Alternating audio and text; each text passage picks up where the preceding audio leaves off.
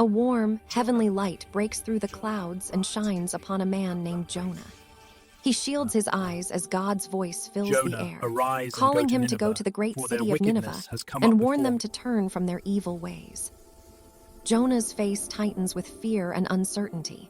Instead of obeying, he turns away from the fatting glow, walking quickly, hopping to escape the weight of God's command. He makes his way through a crowded ancient harbor. Ships creak, merchants shout, and seagulls circle overhead. Jonah moves with nervous purpose, avoiding every glance as he heads toward a ship ready to depart.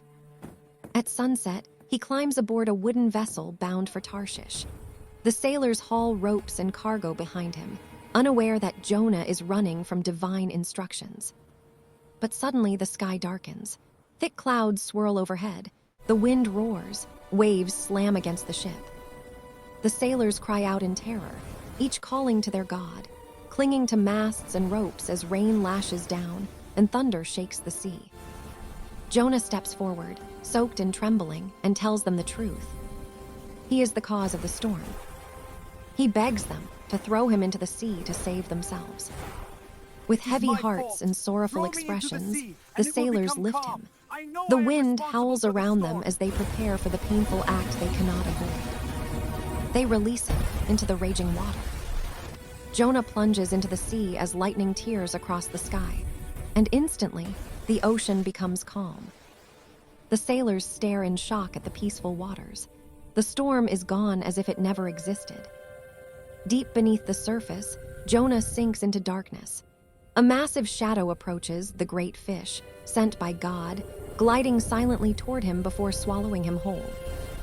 Inside the belly of the fish, Jonah finds himself in dim, glowing darkness. Seaweed hangs around him, water drips from the walls. There, overwhelmed and humbled, Jonah falls to his knees and begins to pray. A soft, divine light glows around him as he prays with sincerity, admitting his mistakes and promising to obey God's call.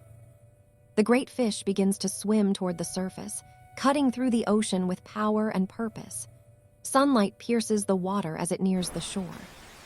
With a mighty movement, the fish spits Jonah onto the sandy beach and slips back into the deep sea. Jonah lies on the shore, weak but alive, saved through mercy. He rises and begins the long walk to Nineveh. The vast desert stretches before him until the grand city finally comes into view, towering on the horizon. Jonah enters the city and starts preaching passionately in the streets, warning the people to change their ways. Crowds gather, faces soften, hearts open. The people of Nineveh, from the poorest to the greatest, repent sincerely. They pray, fast, and humble themselves, seeking forgiveness. Later, Jonah sits on a hill overlooking the city. The sun sets gently over Nineveh, now peaceful and transformed. Jonah watches silently, learning that God's mercy reaches farther than he ever imagined.